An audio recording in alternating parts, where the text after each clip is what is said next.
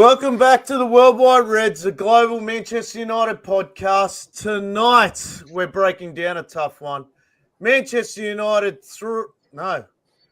Brentford 3, Manchester United 1. That's how they've got me today, mate. Fucking rattled. You're living There's in a my nightmare first there, Adam, mate. You're living in a nightmare. Yeah, here we go. Look at that. Intro, Yoni, late to the party. Well done. Here we go. It was a nightmare from the start for United, conceding 2 goals inside the first 20 minutes before Benjamin Sesko pulled one back. Bruno Fernandes had the chance to level things up from the penalty spot, but proved costly. And in stoppage time, Matheus Nunes sealed the win for Brentford. So we've got plenty to unpack tonight. What went wrong defensively for United early on? Did Sesko's goal give us any real hope, or was the game gone from the start?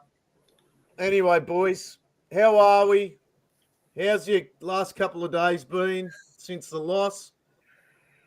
Getting into arguments with people online about it. I've just had popcorn all weekend after it, just watching Yoni's feed, just like Yoni just getting into these tit for tat like combats and stuff with other people in different groups and things, and I've just been like, oh yeah, this is great. Yeah. I'll chime in and say something right at the end. Well, Jordan was lucky enough he was at a wedding, so he had to catch up on the game. And Lewis, how'd you go, I still mate? watched it from the wedding. I was sitting in the corner like a fucking sad little fella sitting in the corner by myself watching it on my phone. A great thing to see at a wedding. Should have mate, watched Jordan. it. Yeah. I was sober watching the game and I was somber during the game. It was it was a sad time. But what? Yeah. It's what I had we Justin come to come expect around as here. United fans. Yeah. I had Justin come around here. He drove an hour and 15 minutes to come visit the cave and had a good look around. And we sat here on the lounge. Justin actually was quite calm. I was throwing F-bombs everywhere. I was just filthy. Yoni and I were getting into just blaming arguments. Bruno all the time. I know you. Yeah. Well, you better get ready because he's fucking copping a lot more. Let me tell you. All right? And that's the last time Justin will visit the cave. No, he did enjoy his time. Good. It feels So like anyway, every time someone comes over that like to the cave, it's bad luck because we lose. But maybe we just lose so much that it's bound to happen. It seems to be that. I think you've had a win in the cave, though, Yanni. You've been a couple of times the one. Yeah, it'd be only the one. Friendly. Yeah. Anyway, let's get into it. So first up, I'm going to put up the lineup as we always do. Do we have any problems with the lineup? And I know there was a few people were questioning the lineup from the start. You were one of them, Yanni, and they were proven right by the end of it. So here we go. Let's pop up this lineup, and Blind Deer in goals, Delot, Delit, Maguire, Fernandes, Cunha, Dorgu, Mbumo, Shaw, Ugarte, Sesko, and the subs. As you can see, where do we go from here, boys? Yanni, you had a lot to say about the lineup at the start, and I'm glad you're on tonight. So you can probably start there, leading into Elliot. It just makes no sense. Why would you play 3 really slow defenders against somebody who is known to attack quickly on the counter? That if you watch their game against Chelsea, that one of their goals comes from them doing like a long ball as well. Like, you know it's going to happen. Like, we know this is going to happen, and we still literally did the same thing. And then obviously, you've got, don't get me started on Maguire, actually. I'll go get a bit angry because if you're going to play the offside trap and Maguire is part of that and he's the furthest back, you have to be in their half, I think, or you have to really be like on point. And unfortunately, like by the time, he turns, it's like 10 meters ahead of him. So I don't know. It was terrible. Terrible lineup. The only good thing was the front 3. Yeah, I think that was my predicted back line. because I knew the manager would start the same backline against the Chelsea game because we won the game. And to be honest, I thought for the large part of the Chelsea game, the backline actually did a good job.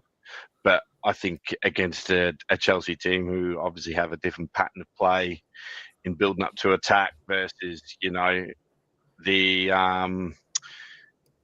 Lit and Dallo down that right-hand side just got absolutely battered by Sharda, and just the lack of pace there just really showed, and that was just a target from the start.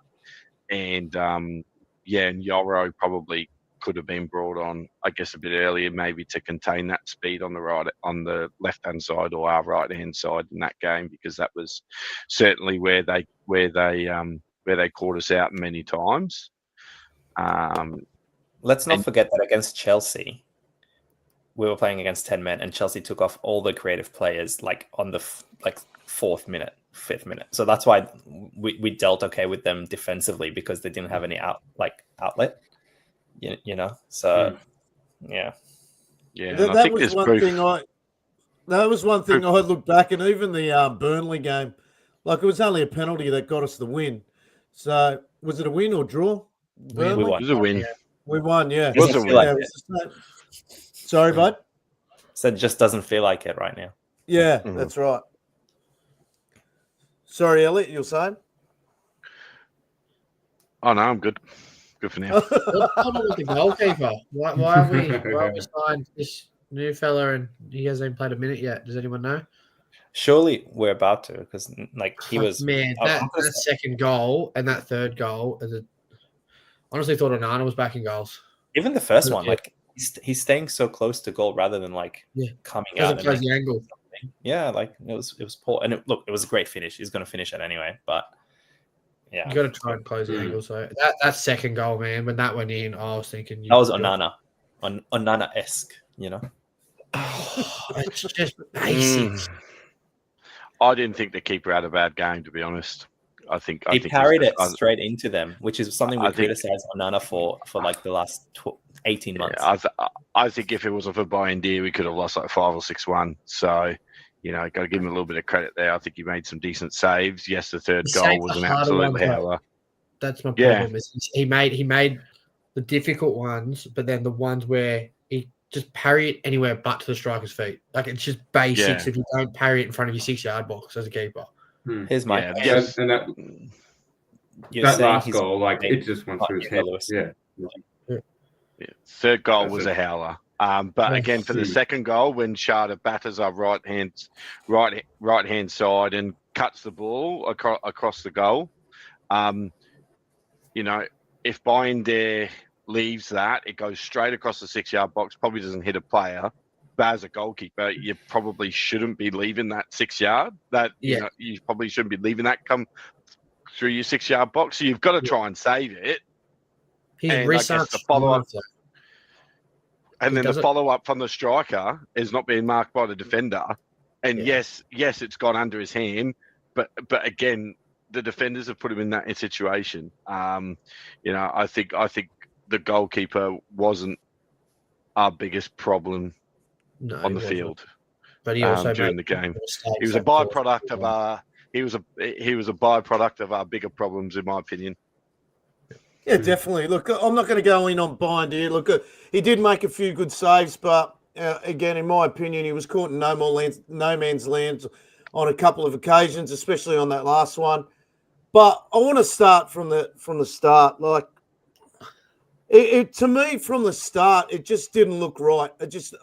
Even the enthusiasm as the players were walking out. Actually, I think I made a comment to Justin. I said, geez, I don't know if they look up for it in this game. It was just some feeling I had. I don't know. I was nervous going into the game. We didn't even really, on the pod before, we didn't really even talk about score lines or anything like that, because I was real hesitant with this game because of the last time we played them. And sure enough, their manager done his homework, and they played basically nearly the same way as they played us when we lost 4-3. Our outlets are horrible, man, horrible. I spoke about it on the last pod about players coming to get the ball off the fullbacks. Again, never happened. I don't understand it. The only time you see either players in the midfield is they want to play a 1-2 with their winger. Well, not even the winger, the right or left back when it's a 5-man back or whatever it is. I don't even understand it, man. It's that poor. It just, and then the turnover on the sideline. You're trying to beat a man on the sideline with literally 1 meter, or we're trying to squeeze some pass back into the midfield where then we try and switch it across, or we start recycling it again. I don't know what they do during the week of training, because surely they're not doing that. Well, obviously it's easier at training because there's no pressure on them, and it's just it's mind blowing to me. I just don't understand it. Please correct me if I'm wrong. No, the midfield, because it'd be easy. That's why I like the 4-3-3. I like triangles in sport, in football, I should say, because you've got every position, you've got a triangle around you to play the ball. So you always find pockets of space. But when we've got the two in the midfield, you don't see them coming to get the ball with space unless the other team is sitting deeper. Then all we do is just switch it side to side. There's no like, I don't know what the word would be, but there's no like penetration to go forward. It's either we only look dangerous, honestly, on a counter when we do an early switch ball out wide. That's when we look dangerous. And then we don't even cross the ball in. But anyway. No, mate, open up, mate. It's the idea of the pod. It's like if I'm being completely honest, open up. Tell us what you feel, because getting the ball in a good area and turning it over. That's what I'm sick of. I'm sick of every time he gets the ball, if it's out wide, if it's in the middle, he comes inside. His final product is so poor at the moment. Well, look, this was one of the first bit of heated.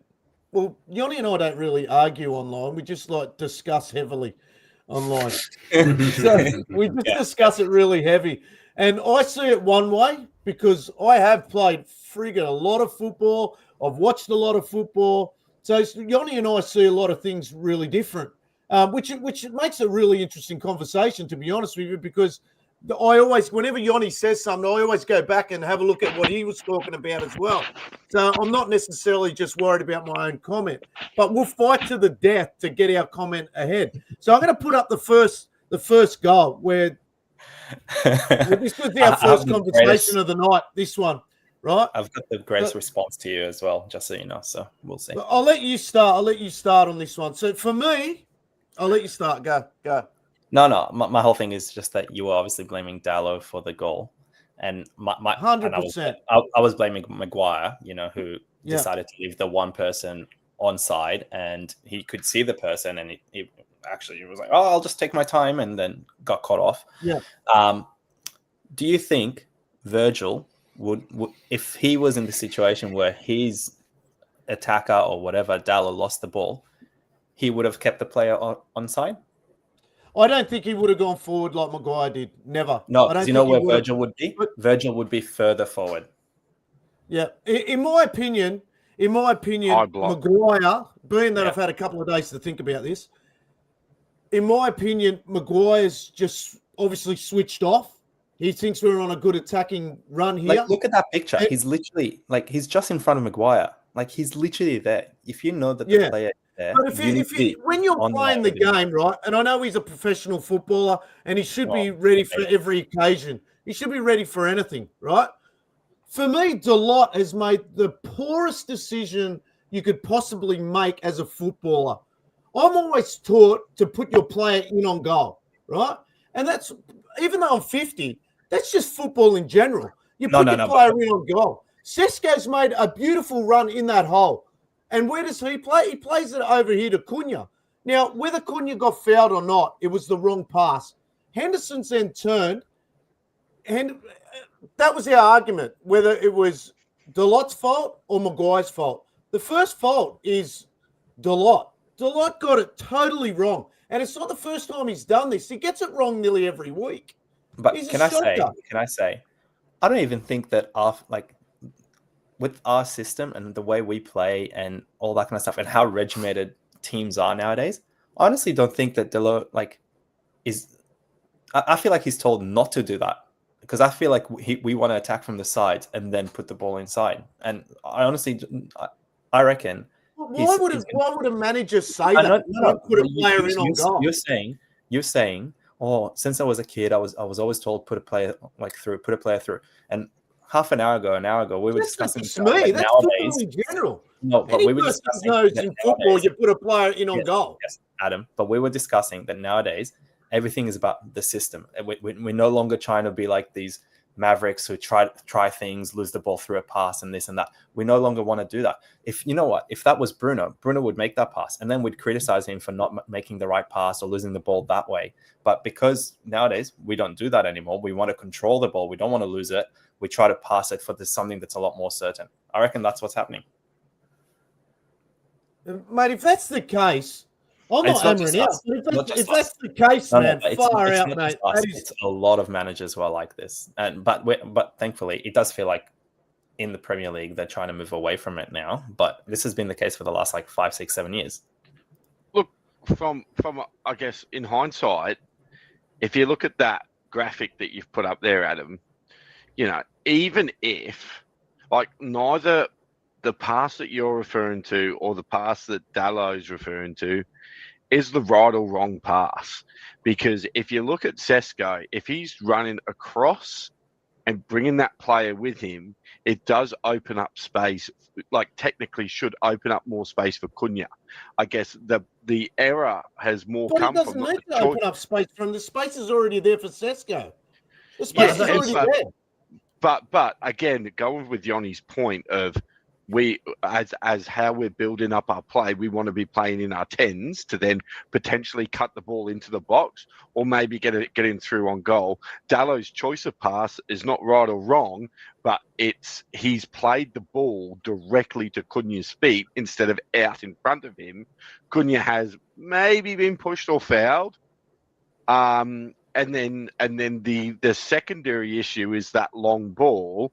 Whereas if you look at our back three shape right now, the space between Maguire, if you look at the space between Maguire and De Ligt and Maguire and Shaw, should be the same. He's our central point of defence, Maguire is. And if you look at there's too much space between him and De Ligt and not enough space between him and Shaw.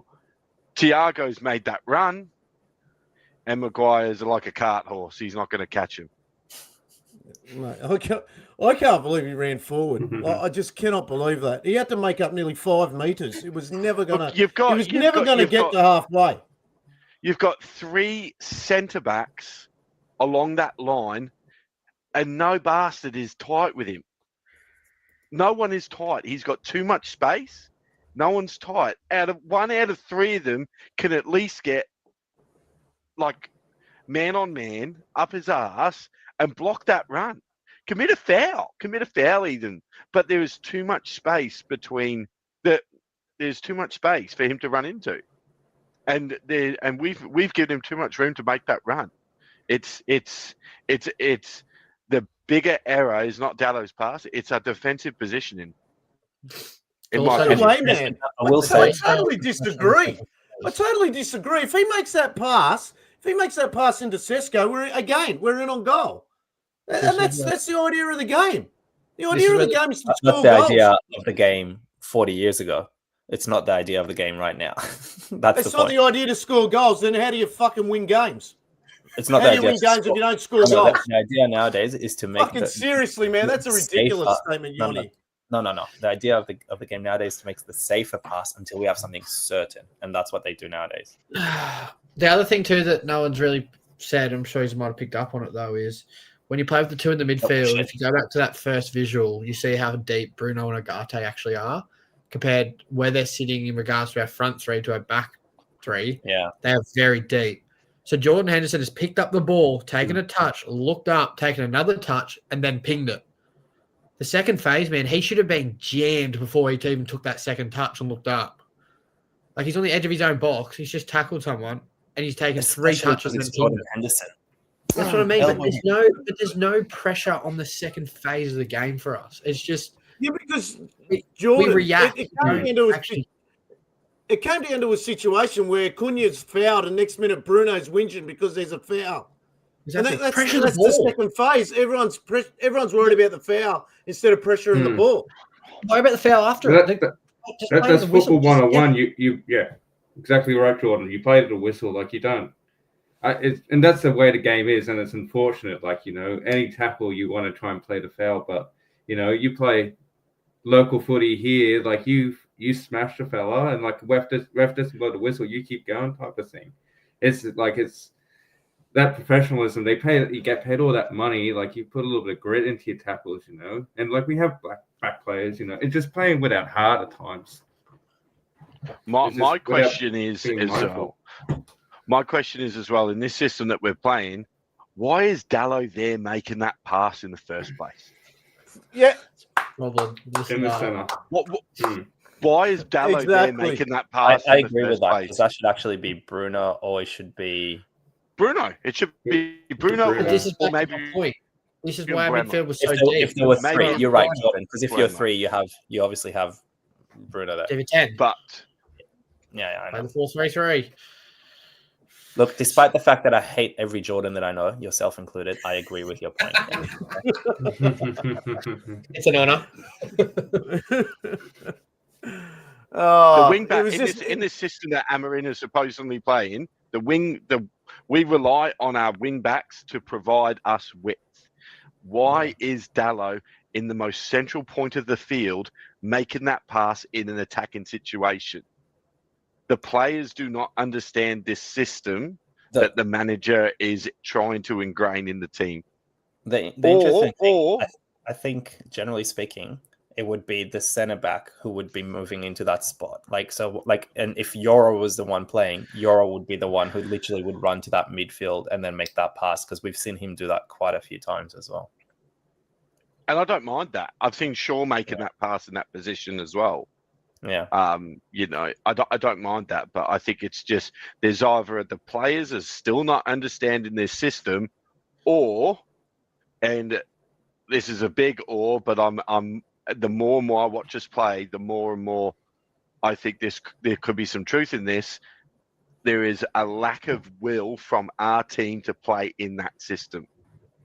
Or could it be the fact that after 50 minutes of every game, 6 out of the 11 players are changing position?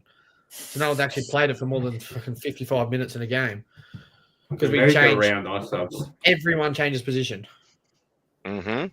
Been saying it for a couple of weeks. I know. And the more, when you said that, the more I've noticed, I'm like, shit, man. Like, some of these players are playing 3-4 positions in a matter of 15 minutes.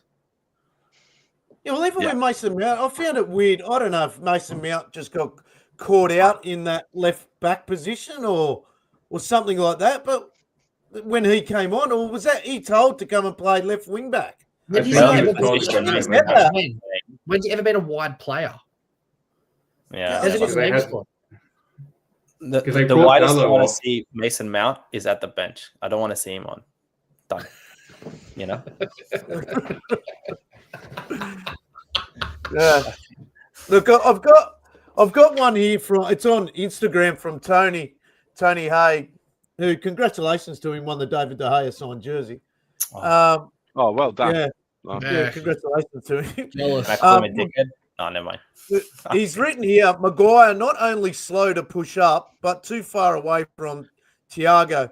He could have fouled him up the pitch, knowing he could match his speed. Yeah, he's right in saying that too. But then he was last man too. If he fouls It's him not there, even a foul. mate, It's it's like not a even a little foul. Yeah, shoulder barge to like get him off like his balance, so that the run is not Yeah. as like easy You to do. can't, as like I played centre back and we call it 6 or centre defensive mid for quite a long time at a very, very high level here. But when you push up from your defense and the team's pushing up, you want to be that close to the striker, if not in front of the striker. So that way, if you're going to do the offside step, it's a matter of 2 steps. It's not a matter of making up 6-7 meters. It's a matter of doing 2 steps. And if you're too far away, you've got to be dropping off even further then. Let him get the ball to feet instead of him behind you. Especially if you're Maguire with that pace, man. Like that's... Lack I don't of. know. But I will say, I Yeah. will also blame this a bit on Amarim, because we shouldn't be playing those 3 together. Like, Should be you're- playing what- 3 at the back. regardless, let's say you Yeah. are playing 3 at the back, it shouldn't be those 3. Personnel. Lewis, Yeah, what I do you mean, got? Lewis, jump in, mate. I was going to Lewis. say, how I said about Maguire's wisdom last week, that just wasn't on show this week at all. I think that back line, as I think we talked about earlier on, like it kind of had opportunities to shine last week against Chelsea because all their creative plays were taken off type of thing. And it was a wild, chaotic weather event type of thing. But it was Brentford. Like, I think this was an opportunity to get Yora back in the team to say, hey, mate, show yourself how good you can be on the ball for us today. Because he could have been that player that could have stepped up into that center line and all that stuff. It was just, and the pace of him too. Yeah, it's just delusional to think that we can't change our team week to week type of thing. Like other teams change their maybe a player or two each week to for the team that's ahead of us, but we're just like, we're sticking to us and you guys play to us, and it's become very obvious that how we play, and we just get countered easily all the time. Like they were just playing long balls. Like our midfield was non-existent the whole game, especially in that first half. Even on the long won't stop. mate. Long balls won't stop. Long balls won't stop. That's how teams are going to play against us, because we have a lack of quality in the air for some reason, and it's the same mindset when we are when set pieces like corners and these long throw-ins that battered us as well on the weekend. We just have a lack of confidence from from winning those balls. Yeah. And but it's not even covering the wing backs. It's not even us covering the wing. Like there was times when Dorga was making a run and he would get tackled and they would just lob it exactly where it was, and no one was covering that space type of thing. Like we're just giving them opportunities and they're skipping our midfield line type of thing, and then we're down to 3 the whole time. We don't even have time to pressure each ball. It's frustrating to watch. Look, I think Dorgu's a lot better than Delot, but I think teams find it easier to defend against Dorgu at times because it seems to be the same run every single time. He just tries to push down, and he gets a lot of fouls. I understand that because he's a lot quicker than a lot of the players down that side. But it's the same run. And what drives me more nuts is I'm looking for a player to come in and support him, and I just don't see it. And every time that ball does come back in the middle, and it was if you stood there. If you sat there and watched the game, I know Elliot watched it twice. I watched it a couple of times. The amount of runs Sesko made in that game and never received the ball was absolutely ridiculous, man. It was crazy. And look, this is where okay, I always talk about Bruno, but I'm starting to think to myself, I want the old Bruno back where I used to complain all the time because he used to turn the ball over so much. I want that player back. And it's nuts that I want a player back that turns over the ball 7 times out of 9. He's not getting enough of the ball to even do that. But that's what I mean. That's why I want him higher up the pitch. For Amron to come out and say, I want him more on the ball, I want him more on the ball. He's not even on the ball anyway. Player 4-3-3. When our fullbacks have got the ball, he never comes and gets it. He's too busy telling Ugarte to go wider. Next minute, the ball goes wide, and they want to play 1-2 down each side, and then we lose it coming back inside. So I don't understand where Ruben Amorim's coming from. The only time, and Elliot, I told you the second time you watch the game, watch when Mainu comes on and watch that period. I think it was like 60 minutes, 65 minutes, where count how many times they received the ball. Ugarte from the defender. And Bruno. Count how many times. It was I reckon you count on one hand that they came and looked for the ball, if that. It's just ridiculous. Like that statement is, again, I'll say it, I'm not hammering out because I think a lot of accountability's got to go to the players as well. But if you're going to come out with a statement and say, Bruno's, I need him on the ball a lot because he's the one that feeds the ball.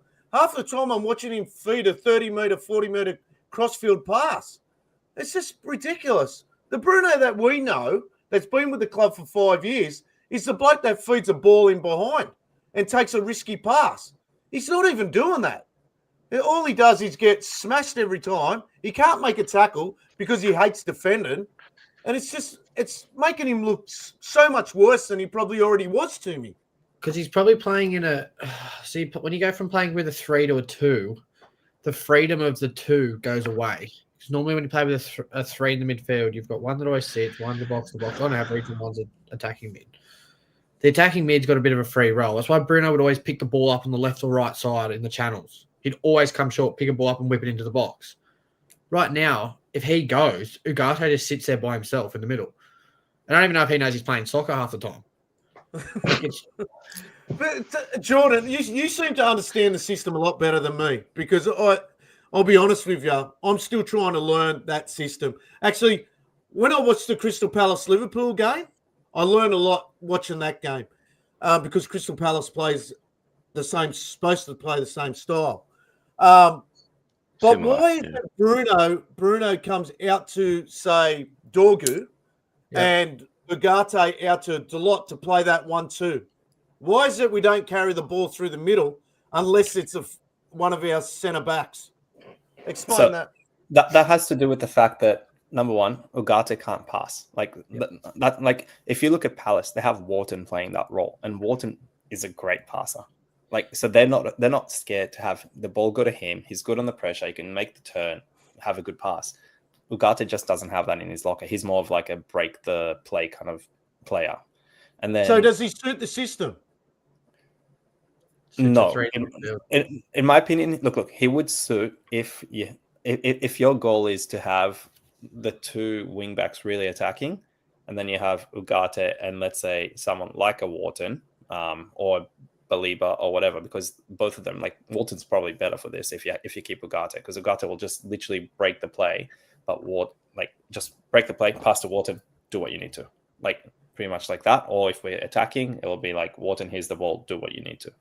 So, but then if you do something like that, you don't have someone like a Bruno or a Mainu who can really, who's more about the progress the ball kind of situation. But actually, I don't think Bruno's really a progressor either. So, Jordan, when you played state league, you played a high level of football in Australia. Jordan, did you ever play this system? No, of course not. No, but I tell you, a lot of rep teams do. With 2 tens. 2 tens. We did. 2 tens always, mate. When my daughters were playing, I always played 2 tens. Yeah. 2 tens or 2 sixes. It was every single time. That's what I'm saying. Yeah. We could do it with 2 sixes. Like if it was like a Wharton and an Ugarte. But if you're planning on only literally having one, it can't be Ugarte. Like it just can't. Yeah, I think one of the problems that we find is, which I'm sure you guys know as well, is the gap between our front three and our middle two is so big, because we're a team that we don't actually really, when we play teams, we tend to sometimes have the ball a little bit as well. We don't. Palace works really well for because they break quick. They got that Sarr on the right and they've got that Pino on the left now, they're both rapid, where Eze used to play. So much freedom with them, where they get the ball out to Wharton pings it, they're gone. With us, we've got Mbeumo, Cunha, and Sesko, who are always high up the field. But then we've got Bruno and Ugarte who sit there. There's no one in between to play through the lines at all. So when they're bursting a 4-3-3 and the team's sitting with the 2 sixes, they're almost like just shielding the line. We can't get the ball through to them. So we go wide. And it goes nowhere when it goes wide. There's no one there to pick up the pockets of space of where, like, watch like a Kevin De Bruyne, for example, for Manchester City, and Bernardo Silva. They just pick up these little pockets in between the back of the midfield and the front of the defense. And they just pick the ball up, there's a little turn, and they're away. They're running at the team to draw someone out to play through a channel. We don't have that because we don't have that player in that position at the moment. I don't know if the 10s are supposed to be doing that. I think that's what the centre backs are meant to, like the centre back is literally one of them is meant to move forward and be alongside the 6. So that way Bruno can be the one to move forward. Like that's what the way it doesn't work efficiently though, does it? It doesn't because we don't have, like, they're just, none of them are complement each other well enough to do what we need to. They're not fit enough. I do think the one person who will be able to, or maybe 2 people who will be able to do it as centre backs is Martinez and also Mazraoui potentially, because he's quite defensive as well. So if he goes to that 6th role, he will still have that defensive mind to him, something that Bruno doesn't have. Bruno does not have a defensive mind. He can't do like the defensive aspect of it, you know. I'd like to see Mazraoui at that right centre back position as well. I think so. Me too. Me too. I'm going I to would put the much rather second. have delete Maz and Euro at the moment than have delete Shaw and Maguire. Like, it's a much better combo. It's amazing that like that 15 mil pound bargain last season of Mazraoui, how much of a miss he was on the weekend. Just his composure on the ball. He's just a simple football player, and he's just so good. And he's very adaptable, to any system that we play. So I think we missed him again on the weekend, and I just hope he's going to be fit, again, quite quickly. I'm going to make a prediction that we're going to play the same 11 again because that's what we do. So I'm going to bring in the second goal. I'm going to bring the second goal because this was for me probably worse, right? So the second goal. Wrong picture. Where is it? This one. Yeah. This is the chest one, right? Yeah. This is it, right? Look at that. Have a look at this. So this is the perfect example of the counter attack down that left hand side. So the players that we've got in picture here is on the far right. You've got Delit, Maguire closest to the 6-yard box, just in behind Delot, and I think it's Luke Shaw at the top of the D, the 18-yard box. Yeah, have a look at all three players there. Are looking at the player with the ball. Not one player is looking at the player that's making the run in behind. It's Luke Shaw's looking at the player with the ball as well. Yeah, 100%. Because when I pulled this photo, obviously it's a lot bigger on my TV. I actually looked to see if he was looking at the player running in behind, and he wasn't. All four players were actually looking at the player with the ball.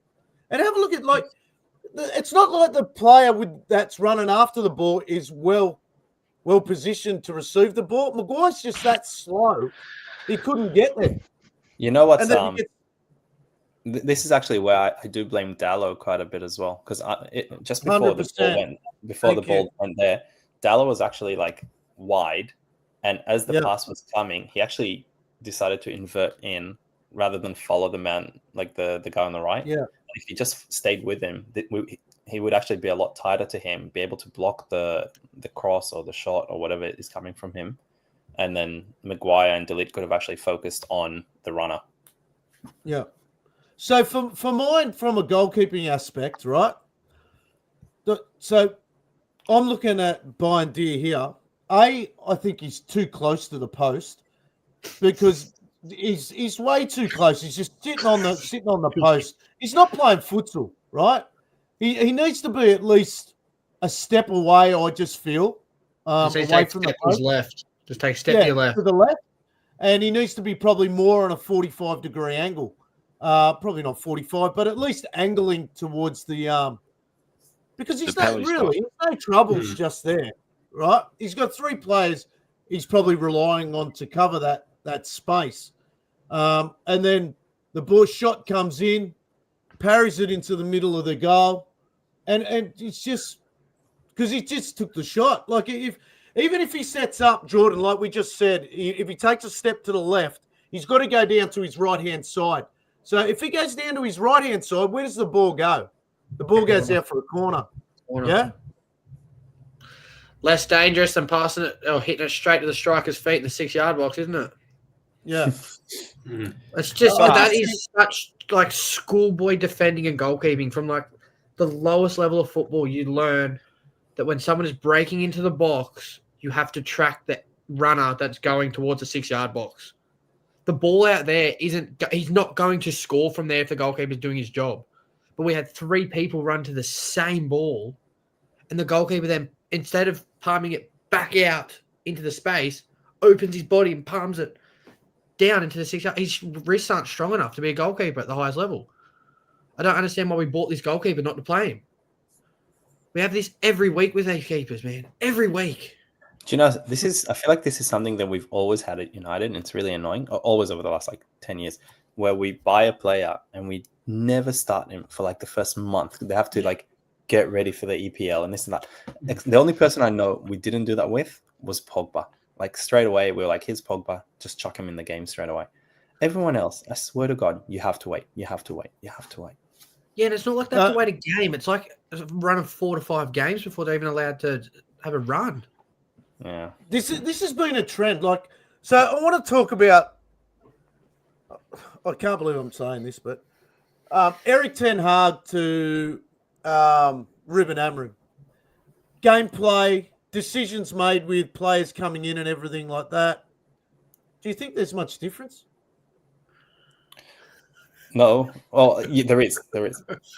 Eric, we claimed, didn't have a system. I disagree. I think he had a system. Eric, we claimed, didn't have a system.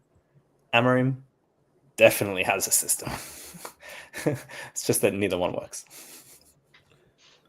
Yeah, look, my point in that saying that question is, whenever Eric Ten Hag brought someone in, we'd always have to wait as well.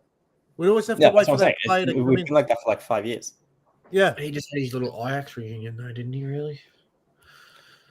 I don't blame him for half of that. Though, like Anthony should have cost like 20 million, and we waited. Yeah, I know. Oh, I'm not blaming him. I'm just saying, like, I don't know. I really wanted Ten Hag to work. If I'm being personally honest, I really liked him when he was at Ajax. I really did. I thought he was going to be the one to take us back there. I just want Ole at the wheel still. That's what I want. I just want to smile when I talk about United again. I just want to smile. I need a PSG moment, you know? Like, oh, mountains are there to be climbed. Anyways, like let's keep going on the right track. Otherwise, we'll end up being like United and just being totally off track. So yeah, I just thought I'd throw that question in there, but I don't think we've been any different for the last 3-4 years now regarding managers. So yeah, it's just.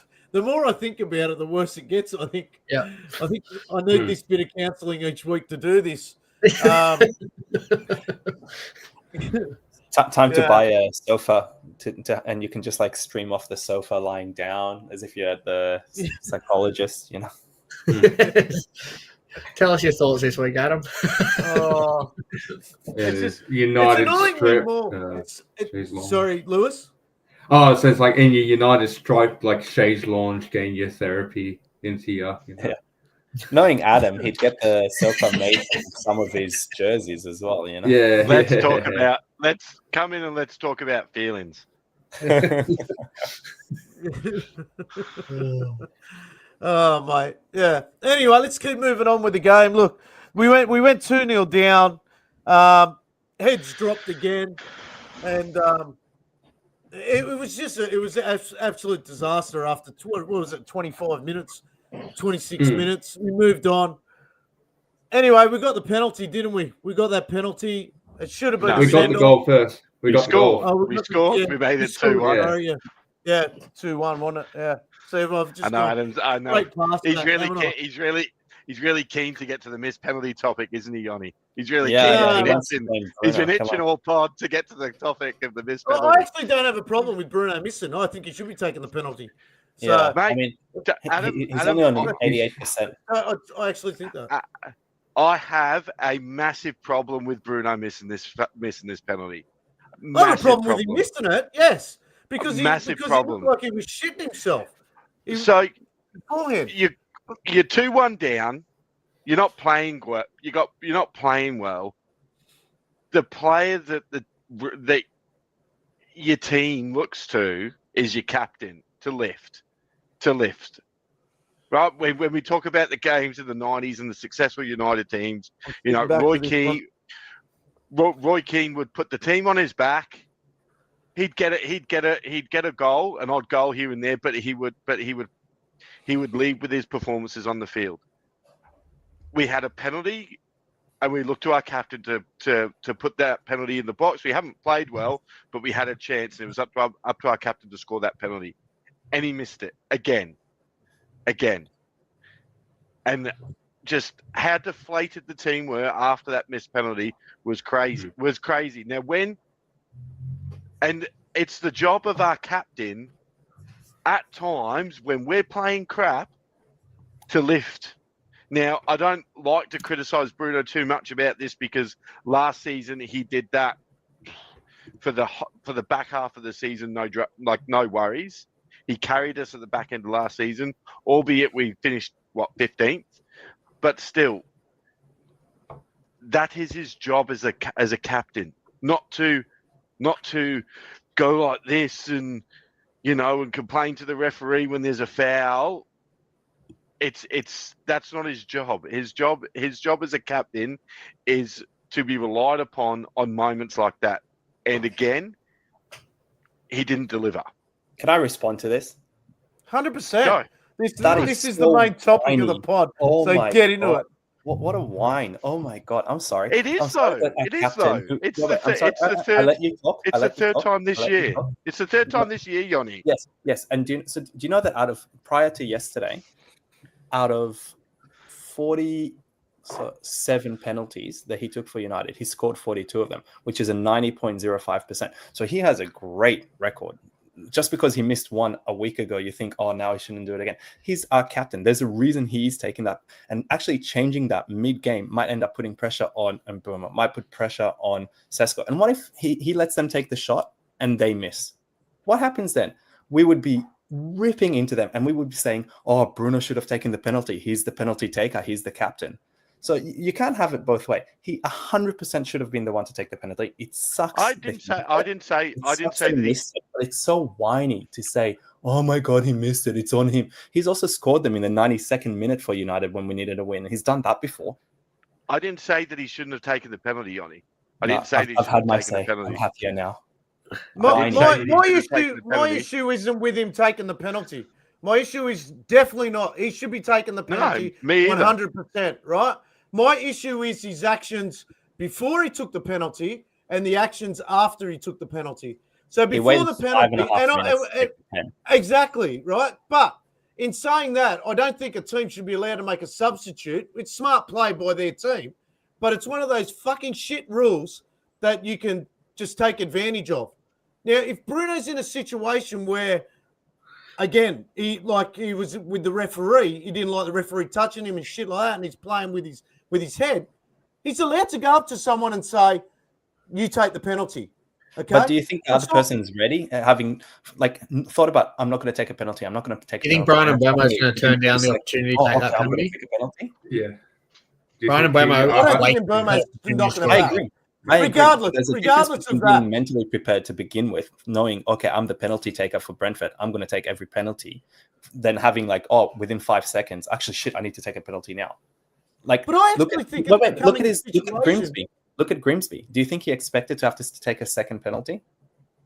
No, he didn't expect it. But we got to that point and he had to, and he ended up missing it.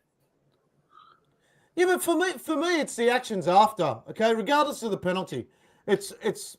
I'll put that aside. It's the actions after. His head went straight, and I'm fucking putting Arbiter on fucking Amory here as well. I'm sick to death of seeing him with his hands in his head and fucking looking down. It's absolutely ridiculous, mate. It's such a cowardly act to be the manager of Manchester United, and you go and act like that in front of your bench, in front of your other coaches, not to mention the 11 players that are actually on the field. It's just ridiculous. You can't watch a penalty. You can't even stand up and tell your players, it's okay, let's move on and let's go get the second goal. Let's go get that second goal. Bruno's hands did exactly the same thing. He put his shirt in his face. He put his head down for the rest of the second half.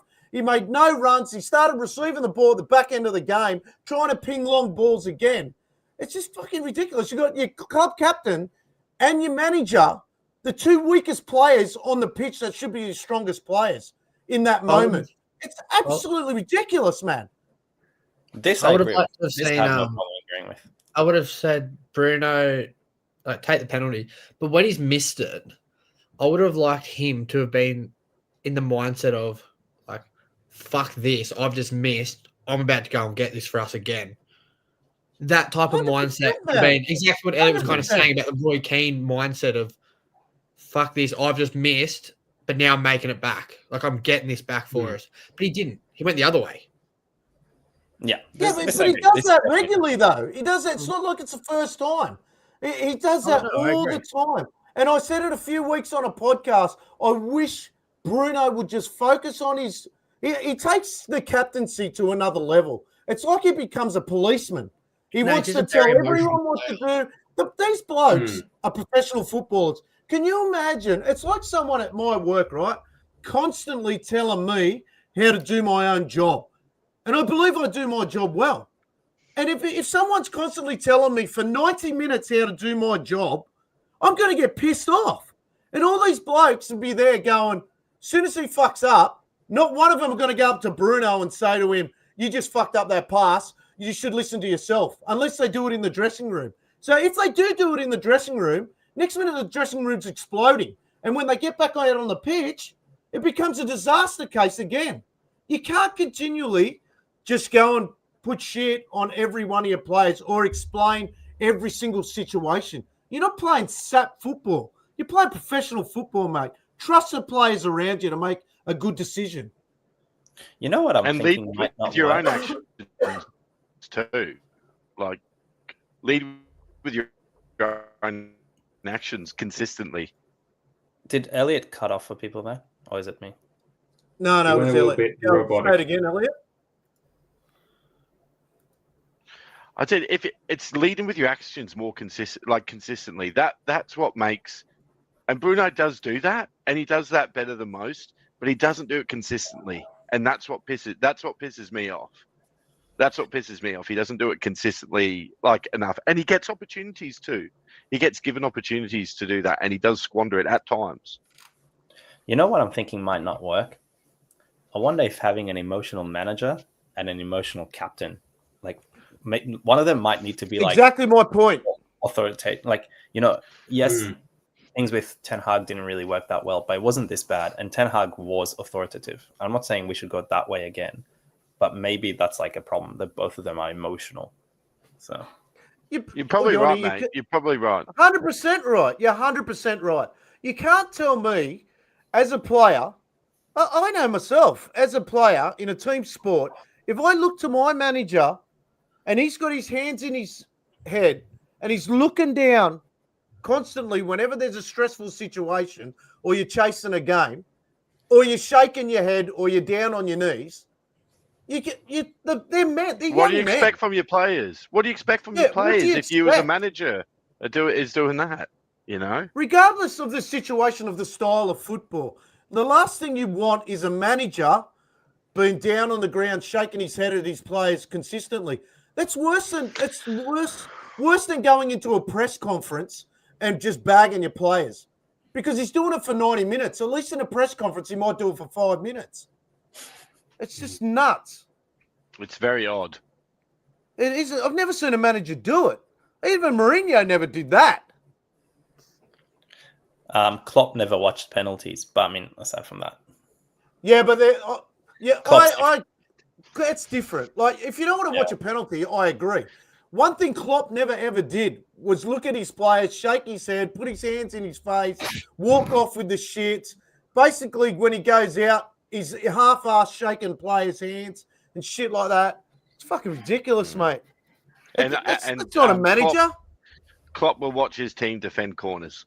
Like, even when we defend corners at times, and we're in subclubs like this. Yeah. It's not. But I'm sometimes like this too. I know what's coming. He should be watching corners. We need to improve how we defend corners. So the Maybe only we best can way to hire do that. the Brentford manager to be our set piece coach. Mate, maybe he should be taking Arbor on his set piece coach instead of the players on the pitch, because we're absolutely wasting money on the muppet that's standing behind him. Yeah, well, my joke was because the Brentford manager was the set piece coach before he became the manager. Yeah. And now he's a coach in winning games. Absolute joke, man. Absolute joke. It's just. I just want to use the emotion that they get from a shit situation in a game and use it to drive them to do better. Fuel. The other way. That's what I hate about it, as being like someone that played the sport and everything. When you fuck up in a game, the one thing you want to do is get that back. You don't want that. You don't want that to be what you remember the game by. And I feel like when Bruno missed the penalty, he's as I reckon Amarim's just as bad as him for not getting up and going, come on, boys, let's fucking live from this. We go again. We go again. But instead, we all just sat there and sulked. I feel like this is where I 100%. really want Martinez to be in the Don't team, lock it. because Martinez would just be like, pick up your shit. And He wouldn't he'll just, take it. He would he'll cop it just from. tackle the other team. Like, he'd get a red card for it, but at least like he'll put something in there to like pump everyone up. Has enthusiasm with it. What's it gonna? Mate, What's it gonna take? I'd take Arbor with Amarim. What's it gonna take for the 100%. manager? What's it gonna take for the manager to sub him off? Bruno, He I'm won't. not gonna An say injury. drop him, but sub him off during the game. an injury. He won't. Look, It's 'cause nuts. that's It's the type- but that's the type of action that would probably drive Bruno in the right way. The thing is, I wouldn't personally sub him off, but I would change it so he plays as a 10, or as like, if we're still doing the 3-4-3 or whatever, play him as one of those 10s, and I would get something else in the midfield. Because I honestly think if he plays that 10, he also ends up in the situation where he's creating a lot more, and he will once again look more like last season, where he's like trying to win as opposed to what's happening right now.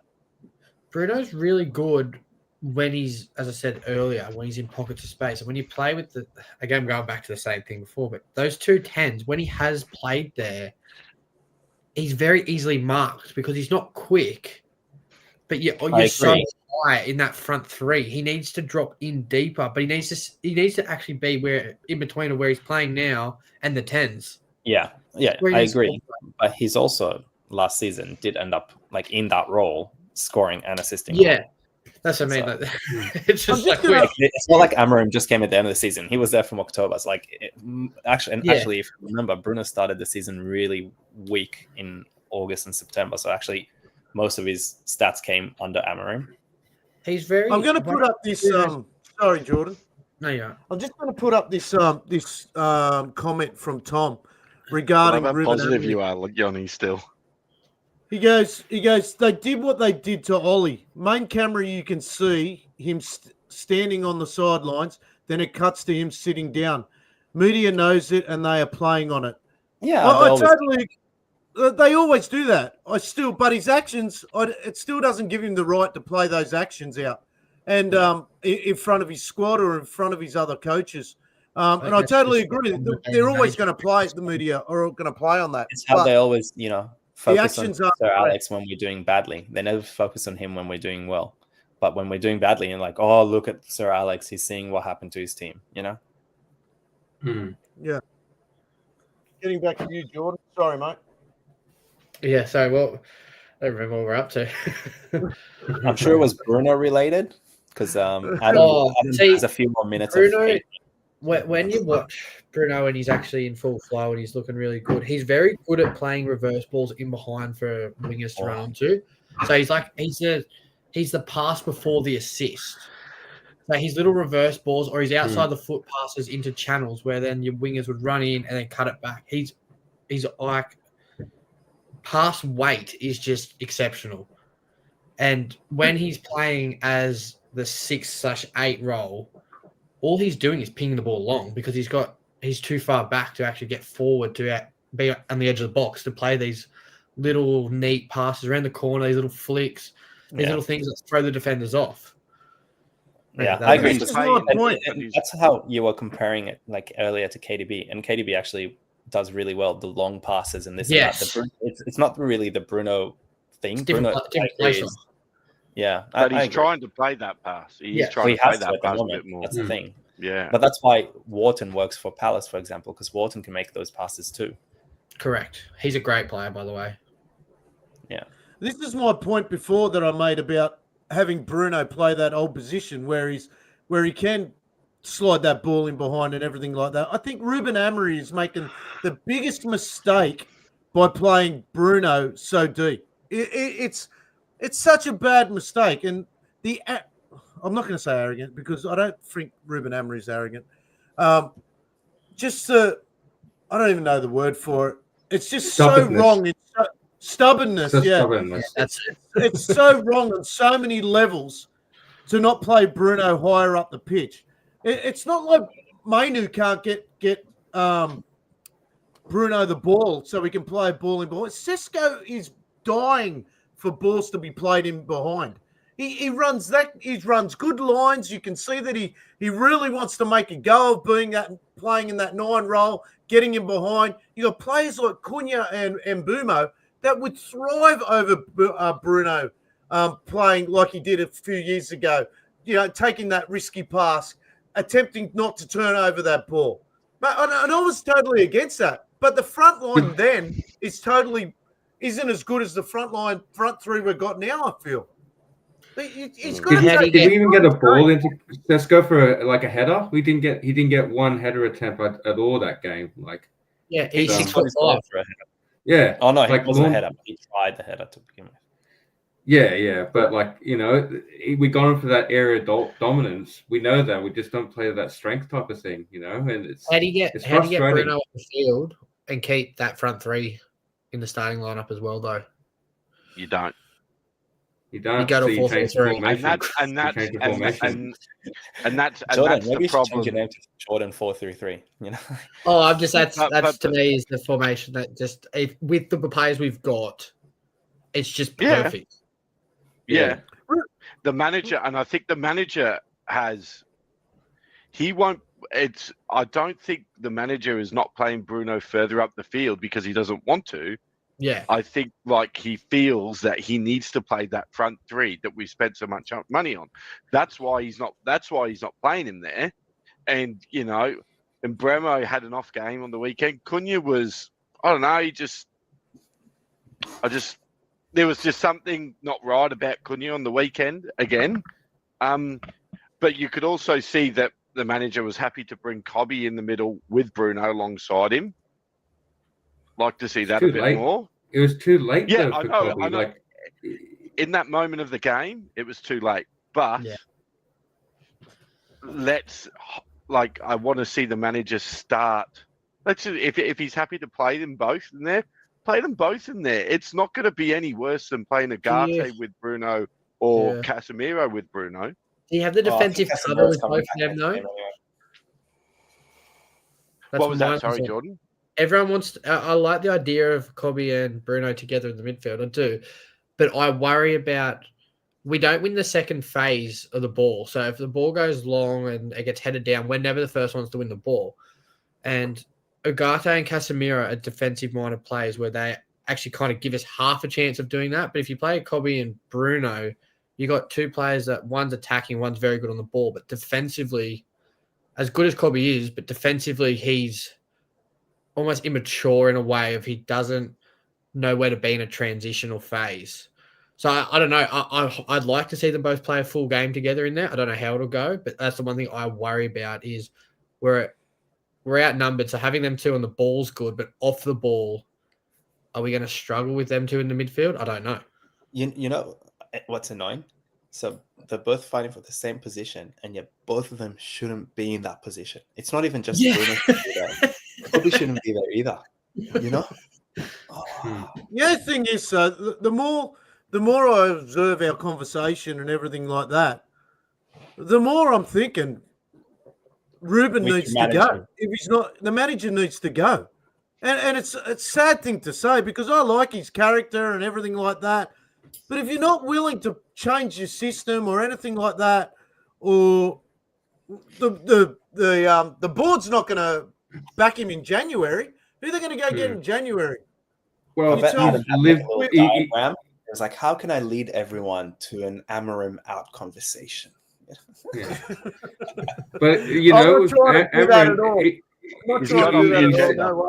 said he's going to live or die on his system. Like he wasn't going to change it at all, and he isn't battling any wars. He's just we're losing land and all that stuff. Like he admits, he jokes about him being sacked and I'm going to retire. I agree with thing. It's I like Amorim. I don't want him to go type of thing, but you just see it's going to be hard.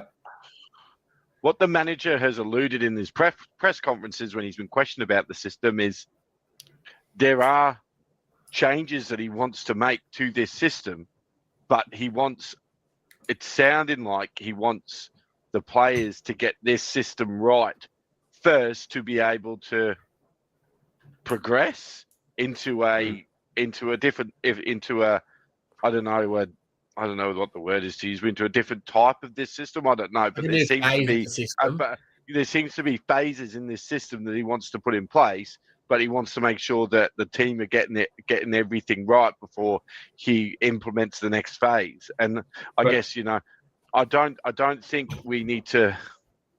I do still think that the attitude of the players and the starting 11 that we're putting in that system needs to be better before anyone starts questioning the manager and saying he needs to go, because I do think he's not, like, he'll be around until the end of the season. I think Ineos won't get rid of him. I think Ineos will give him a full season, and let's just see how he goes. I know I've read online that a lot of other people, if we sack him before November, like he gets like a 25 mil or 20 mil payout or something like that. So that he's not going to go anytime soon, because the full club probably can't afford to pay him that either. I just think, I still think it's a bit too early to put the manager's head on the chopping block. I think it's just the patience of United fans now. It's just your patience for it to how loud it's going to grow from, There's a lot of people like, I've been hammering him for a long time too, but, there's thoughts coming in, it's plaguing, United's thoughts now. And, when that echo chamber gets loud enough, like it will come to be type of thing. Despite, do the Premier League give us enough time and patience to go through these progressive steps of the system type of thing? Like, if you're not at a certain stage where it's like, okay, we can do this, but can we adapt it so it can at least be a little bit more challenging for that part? But you've got a whole week of training at the moment. You're not competing with other teams. You can build that system up more and more. So it's just the patience of the Premier League and United fans for Amron staying. I agree with that. Yeah, but I don't think the players are learning the system. Ruben Amron said it a few weeks ago. He said, the players have made their decision. What's that mean? But I love his honesty. Did he not say that? He did. The players have made their decision. Yeah, I think it was game dependent though. Like it was something specifically about that game. I'm not sure. But regarding the system, it's been 1 year, right? And they still haven't got it. And then, so if it's taken a year and they haven't got it, imagine what it will be like once we also try to tweak something. Oh, that might take another month or 2 or 3 and things like that. So it might be like really, really long time. And on Lewis's point in regards to fans' patience, I agree. I actually feel like a lot of people at the moment, that Brentford game was like that was it for them, because it was just another situation where we had a false storm. Like, we were like, oh, we might finally get this 2 games duck off our fucking back. And yet, of course, we fail again. I mean, as a group of us, group of 5, I do feel like we are, might not sound like it today, we are probably a little bit more patient as, I guess, individual fans. I know there was a lot of guys I was chatting at the Pig and Whistle on Saturday that were like, the manager's got to go and things like that. I do think that, we've got to have a little bit, we've got to dig deep and have a bit more patience with him, because I guess, look at the conversations we were having last week after a win. It's just the mindset shift from our fan group from one game to another. It's borderline bipolar. It's just like, it's just the mindset shift for us as fans from one game to the next is so drastic. We've just got to, try and, this probably sounds like a bit of a cop out, but try and like level a bit. I don't think me personally, I just want to see good football. That's all I want to see. I want to see a team that has a go. Before they got Ange, and then they wanted Ange out. So, I just want to see good football. That's all. Week after week after, even when we win a game, it's shit football. Seriously, it is. Even when we win, it's crap. And even under Eric Ten Hag, it was the same. Name a game under Eric Ten Hag that we thought was good. I still remember when Eric Ten Hag came in. It was the first game. It might have been against Palace, and we pressed high, and we thought, oh, here we go. This is so good. We've been waiting for this for a long time. We never saw it again. The Spurs game when Ronaldo scored. Yes. Yeah, That was a good I game. don't know. You asked me Yeah. to name one, and I did. But Yeah. I say mindset is a word that Elliot used, and it's interesting because Ten Hag said that the team's mindset wasn't very good, and he didn't realize why. Like, sometimes they're good, sometimes they're bad, this and that. And then the exact same thing happens now with Amorim, and he's ever since he's come, he said that he's trying to figure out why this mindset is happening, where like they can't turn it on like consistently or whatever. And a year later, we still have the exact same problem. Like, so it's been 3-4 years of this mindset situation. On that note, Yeah. we're going to get 2 in a row now. We're going to beat Sunderland, and then we're going to beat Liverpool. Fuck Liverpool. Look, I think we've covered everything there. It's been a good pod. Look, we've gone an hour and 10 minutes, and I think we agree to disagree, the 5 of us. And look, while everyone's online, please, everyone on Instagram, if you're not already following us on YouTube, please follow us on YouTube. I want to thank Jordan too for sponsoring us again, because for all of us, it's great to have a program like this, and JMS Building Construction Company are looking after us. So I didn't do it on the last pod because Jordan wasn't here, but thank you, mate. It makes it pleasurable that we can all jump in and out and Do it have live. a chat together and we're No one live. else would And rather it's argue great with Gary. interaction. No one else. I want to thank everyone that's come online tonight as well and had a good chat with us and putting the questions in. It's great. This is something we really enjoy doing. And I'll say it again. If you want to come on, please do not hesitate to message us. We get people all the time, and I must have messaged 6 or 7 people today. They couldn't come on, but they definitely will come on. So this Worldwide Reds is about everyone. So get on, come and have a chat with us. We love it. We love talking football. We love talking United. No matter how bad they play, we're never going to change our colours. So Share different perspectives. I've got a positive for you if you want to end on a positive. There we go. So Seska scored a goal, so we didn't cop the 007. And Florian Wirtz, go suck my dick because you didn't score a goal and you didn't get an assist. 007, fuck off, cunt. A lot worse. All right, we'll end on that. That's a positive. I'm not sure if we're going to do one through the week. I know Jordan loves a collector's one. We'll have a bit of a discussion probably tomorrow morning sometime and see what we can do midweek. Sure. Do a collector's one because we love doing our collector's pods. And if you've got something to show off, please, again, get hold of us. We can talk collecting no matter what.